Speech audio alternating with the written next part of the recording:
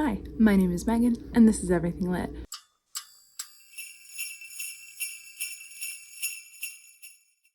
Welcome back to my channel. Today, I'm doing a December TBR, and we've got kind of mixed vibes because I've got this Christmas hoodie, I have a bat candle holder, so you know, it's November, we're in between, but in December, we'll be a little more on theme. Last month, I started my little TBR game.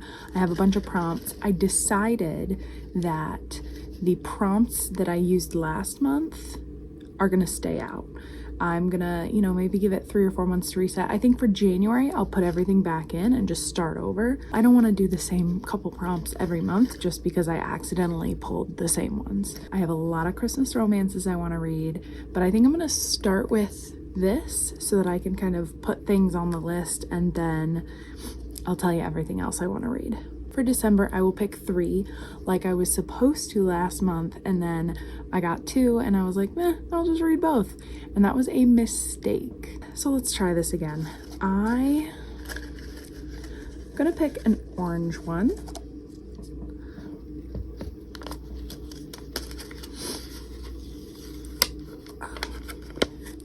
Horror. In Christmas?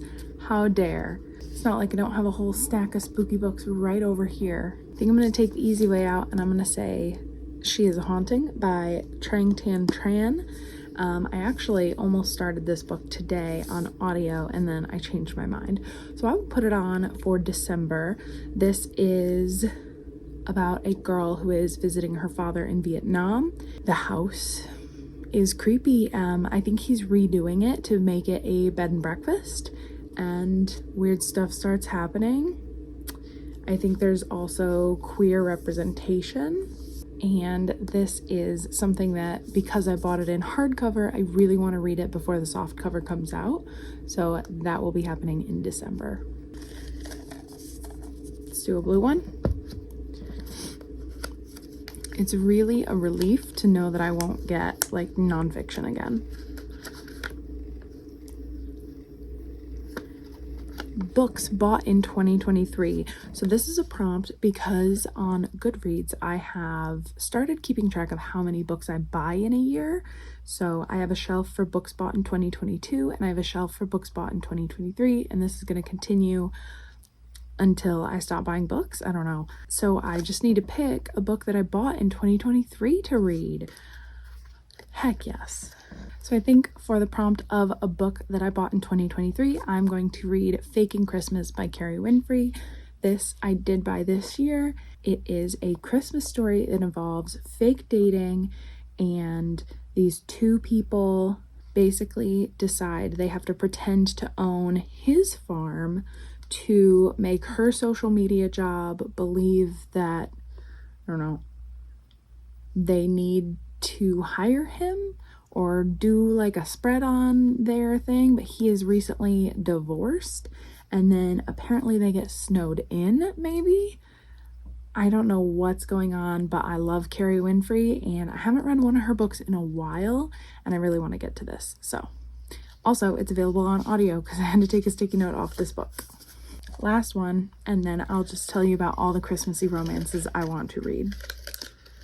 Gotta get a good one. Another blue one. Okay.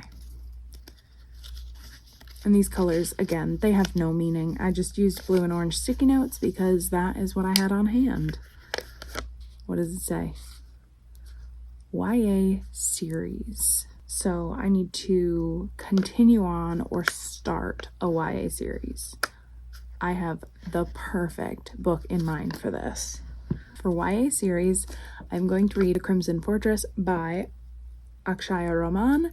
This is a part of a duology, and so that counts as a series. I'm going to finish a series. In the first book, we follow like a thief, the princess, the prince, and like one of their bodyguards or one of their best friends, I don't really remember, as they have to band together to find this key to save something. I think the prince doesn't want to be a prince anymore, but the princess can't take over, and this is the sequel. So the previous book ended on a cliffhanger, so this just came out in November, so I'm very excited to finish the duology and see what happened to all these characters once I, brush up and remember who the heck they are.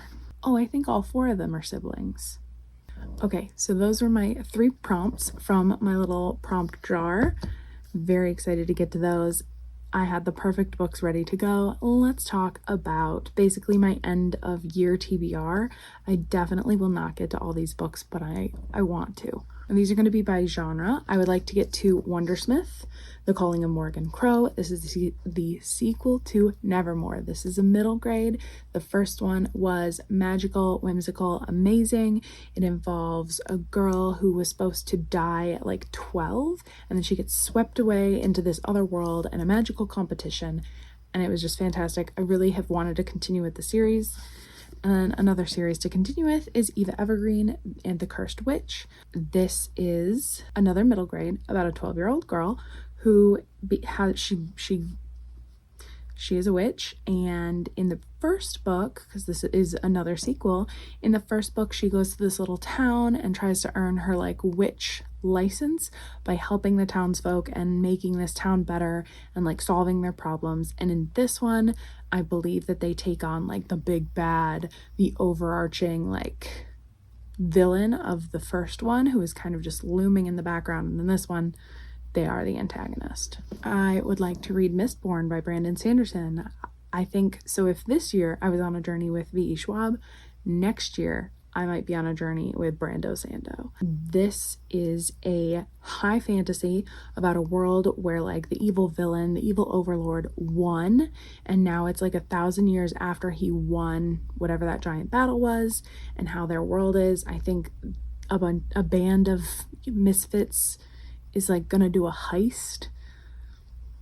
Don't ask me. I've heard the magic system is really interesting in this, and I've heard that this is a good place to start with Brandon Sanderson. I have a historical fiction, The Brilliance of Stars by Janelle Zaleski. This is called a Jack and Ivy novel. They are basically spies in 1914, World War I, and they're kind of star-crossed lovers. They're spies, they're married, and it sounds very sexy, very James Bond, very high stakes. We love a historical fiction moment and a badass broad. I've got a couple cozy mysteries that I would really like to get to. So I've got Magic Lies and Deadly Pies by Misha Pop. This is a cozy about a woman who owns a pie shop, and the pies kind of make things happen. If you really need good luck that day and you get a pie from her, you like pass your test, you find $100 bill. But one day someone gets a pie and they die, and now she has to like get involved in the investigation to make sure they don't suspect her. I think it sounds like a really interesting, like almost meta version of a cozy, and I think we're leaning more towards this, especially with something like Finlay Donovan and How to Kill Men and Get Away with It. We're seeing the genre being like revitalized and overturned, and I think that's so cool. These were both featured in my recent book haul, so I won't talk about them too much, but Al Dente's Inferno by Stephanie Cole and Ashes to Ashes, Crust to Crush by Mindy Quigley. These are both cozies. This one involves a pie shop. It's the second in the series. I read the first earlier this year, and this is the first in a series. It takes place in Tuscany and a woman who wants to open a culinary school. Both cozy mysteries. A murder happens. And then another kind of cozy / historical is Last Call at the Nightingale by Catherine Shellman. And this involves a speakeasy, a queer main character, and a murder happens during a raid at the speakeasy, and our main character wants to help solve it. Sounds very atmospheric. Takes place in the 1920s. I've got a couple hangers on, some of my most anticipated books that I don't think I'm going to get to, but I'm going to try. We've got Iris Kelly Doesn't Date by Ashley Herring Blake. This is the third in the Bright Falls trilogy, and this follows Iris Kelly. She is an actor, and she has a one-night stand that doesn't go well, and then the next day the girl she had a one-night stand with is in the play. For some reason they need to fake date. It sounds fun. I love Ashley Herring Blake. I am excited to dive back into this world, catch up with Astrid and Delilah, and see how Iris Kelly gets the girl. I would love to get to Hunt on Dark Waters by Katie Robert. This is a romance fantasy involving a pirate and a witch. Oh, and the pirate might be telekinetic. And the witch has an ex-boyfriend who's a vampire who is trying to follow her, get her back. There is tension, there is sexiness, there is danger at sea. I cannot wait to read this, and I'm so excited. Katie Robert is coming to a Barnes & Noble near me in January, I think, for the next Dark Olympus book on her like book tour, and I cannot wait. I'm gonna meet her, I'm gonna get my book signed. I can't wait. So I want to read this too. And then a book that like I really want to read because my friend Vampires Read DNF'd it, and so I'm super curious, and that is The Spell's Disaster by Tori Ann Martin. This involves a love spell gone wrong, a love potion gone wrong, I think fake dating, a magical competition, queer women. It sounds like it should be good, but yikes. I've got some assorted YA that I would like to read. Murder for the Modern Girl by Kendall Culper. This involves a mind reader, a shapeshifter, and 1928 Chicago. I don't know anything more than that, but it sounds atmospheric. It sounds fun. It sounds like it's probably got a murder mystery, or the murderer is the main character. I don't know. Either way, I want to read it, okay? I have Undead Girl Gang by Lily Anderson. I really don't think this isn't going to be top priority. I can tell you that right now. But it's on here because I really want to read it. I want to get those backlist books from like 2017, 2018 out of here. And I didn't get to this during spooky season. So this is about a witch who her best friend and some other girls get murdered. And this witch accidentally brings them all back to life instead of just her friend. And now they're trying to solve this murder while these girls are zombies. I would like to get to Foxglove by Adeline Grace. I read Belladonna earlier this year and was surprised at how much I loved it. This is the sequel. The first one is a murder mystery with a gothic romance, and I really loved the images and the writing. So I'm excited to see where our character goes, how the romance progresses, and like what happens in this one. And one more YA. I would like to get to What the River Knows by Isabel Ibanez. This is like The Mummy meets Death on the Nile. So it has a girl whose archaeologist parents go missing / die. And I think she travels to like their last dig site to figure out what happened, how they died, what went wrong, and maybe finish their work. I had to let this little demon in my room because he was yelling at the door. What do you think, bud? And then I have a whole slew of Christmas romances to get to. And I'm going to try to run through these pretty quickly because, I mean, they're romances, right? And they're set in the Christmas season. I'll give you some tropes, I'll give you a couple details, but like, how different are they, really? I have Window Shopping by Tessa Bailey. I know, I really talk about Tessa Bailey a lot on my channel for some reason, but I bought this last year. The back has like a really fun rhyme scheme, and I think this could be good, okay? It could be. But this is about a girl who critiques this like window shop display.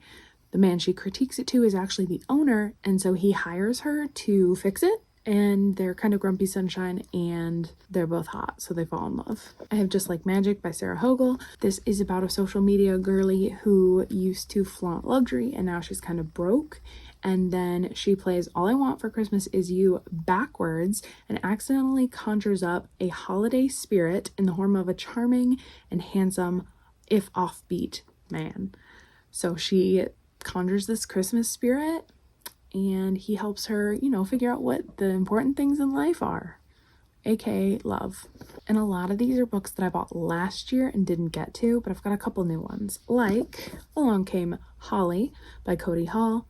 This involves a like Christmas town called Mistletoe, Idaho, and it's kind of a grumpy sunshine. Holly asks the guy to help decorate her shop with lights, and he does, but he's mad about it. And also there is a cat on the back cover, so we all know why I bought it. I'd like to get to Wrapped with a Bow by Lily Vale. This involves a girl getting a Hollywood film to film in her hometown and kind of revitalize it.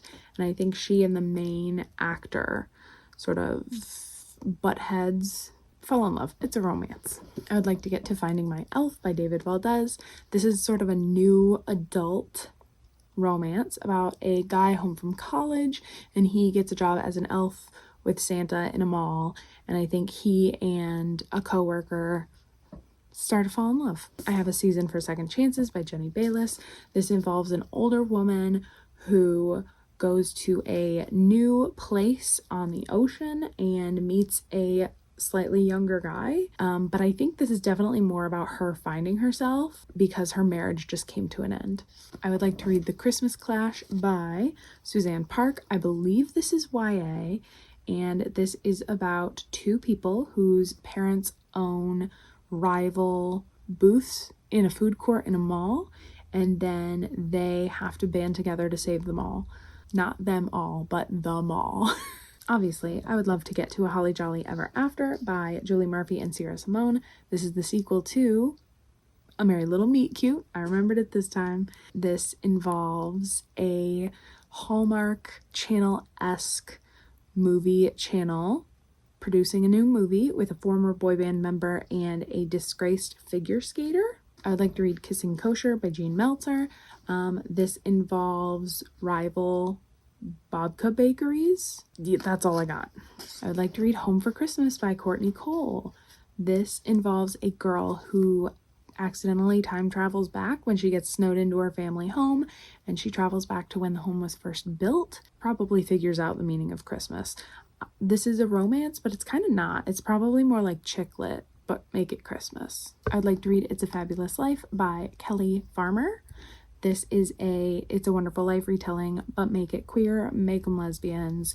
One of our main characters, she's down in the dumps, stuck in her hometown, goes to a bridge, meets an angel who I think is a drag queen in this, and the drag queen angel shows her what her life would be like. I would like to get to The Holiday Trap by Roan Parrish. This is The Holiday remix about two queer people, one from New England and one from New Orleans, who swap houses for the holiday, and of course they find love in their respective places. But you know what the conflict is there? There's a time limit, right? They're going back to their hometown when it's over. This one might be like a January book, but this is The 12 Months of Christmas by Sheila Roberts, and this is about 3 women who have terrible Christmases, and they decide to do a little challenge and have Christmas every single month for the next year. It sounds cute. We've got shenanigans, family time, and the last book that I would like to get to is a Christmas romance, and that is 3 Holidays and a Wedding by Uzma Jalaluddin and Marissa Stapley, and this involves people flying to Toronto to get to their sister's wedding, and then there's an emergency landing, and this group of people is kind of stuck together in this airport. They get to know each other. There is maybe an actor that one of the girls meets who is her crush. There's maybe a queer romance. So those are the many, many books that I would like to get to by the end of the year. It is not gonna happen. Not all of them, but maybe a lot of them. So thank you for watching. If you liked this video, you could click that like button. Tell me what Christmas romances you're looking forward to down in the comments. If you would like, you could subscribe to me. But really, you can do whatever you want, and I'll see you next time.